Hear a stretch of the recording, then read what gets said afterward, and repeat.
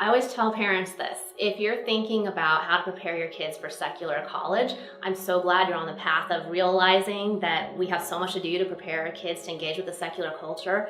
However, we should be asking the question instead, how do we prepare our kids for a secular world? This is not just about preparing kids to engage once they get to college. We need to be asking the question from the very beginning of our parenting, when we first start talking about Jesus: how will I raise my kids to be so convicted of the truth of Christianity that they can engage well and with gentleness and respect with those who believe differently in a very secular world today?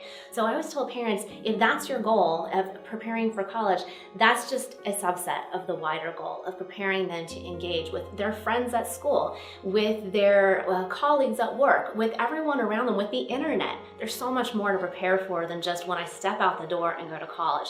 And in fact, they've done a lot of research now about when kids start to have these doubts and when they're starting to think through things. And it's almost considered sort of a myth now that kids walk away because of what they hear in college. In reality, they're walking away, at least mentally and emotionally, in middle school.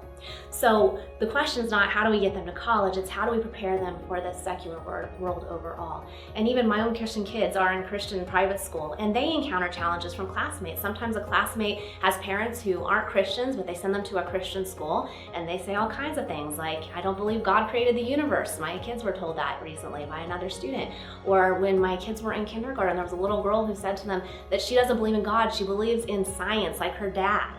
And of course, she didn't know what she meant by those things, but that was just what was on her mind from what she hears. So kids are going to hear this everywhere. You can't perfectly shelter them, and nor should you. You should have them engaging with these ideas from the world. So if we can change our mindset and not think about how am I going to protect my kids when they go to college, and change that to how can I start today working with them to be good critical thinkers who engage well with a secular society, we're going to put our kids on a much better path.